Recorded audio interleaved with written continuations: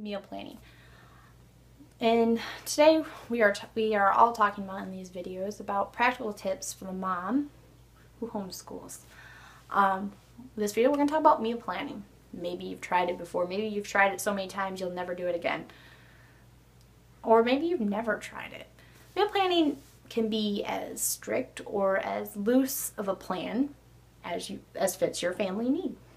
You know, with meal planning, sometimes you just need an outlined, like, what I'm going to do this day and this day, or something like that. Meal planning really can help in a lot of ways. For one, it can keep the cost down on your shopping trips because you don't just put something in the cart that you don't actually need.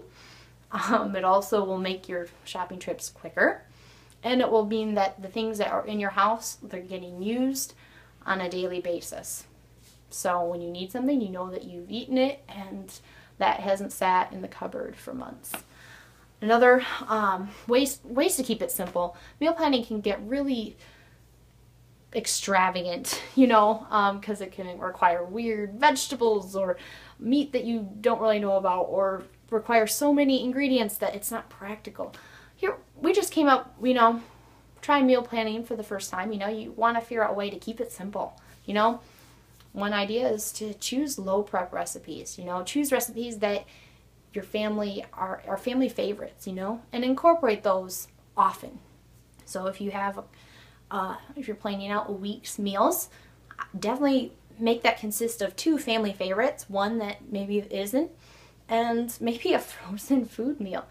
You know, maybe that's not what everyone wants to do, but there are a lot of different options for frozen food meals. All you do is add a little water or add a little bit of chicken or beef or whatever in it, and it creates a really nice meal.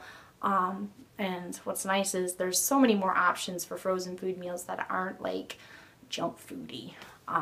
So I definitely make them low prep.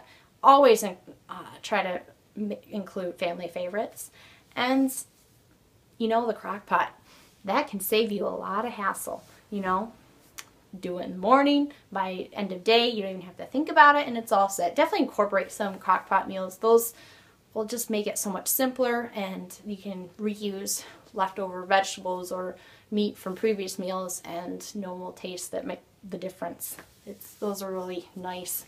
Another thing, that idea is, you know, cookie treats, you know, like cookies and stuff like that. You know, you may not get them from the store very often, but it's nice to have them around the house. And what we recommend is just baking a lot at once and freezing them, and then unfreezing them as needed.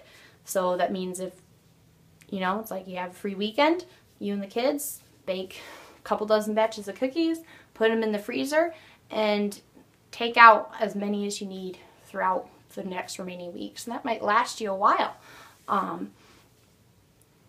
And that's just a couple ideas, but you can always, there's tons of helps online. There's in the blog post, we actually recommend a site that actually does all the planning for you. If that's something that that some families may be interested in. The other thing is just find some meal planning pages just to help maybe write out what you needed for your shopping list. We actually even offer, we have a freebie today about meal planning pages, but they're Scout themed. I don't know if all of you are familiar with, but our language art 3rd grade has Scout the dog in them, and we have very many families who enjoy some of his fun stories, and they're themed with Scout, and so that might provide extra little fun for you and the kids. And that's a freebie here that you can download from this page. So that's just a couple ideas. Definitely keep it simple. You know, you don't have to do it perfectly. You don't even have to do it every week, but you'll find that eventually that there'll be some turnover. Maybe you don't use all the meals that you planned. Great, that means the following week you're all set.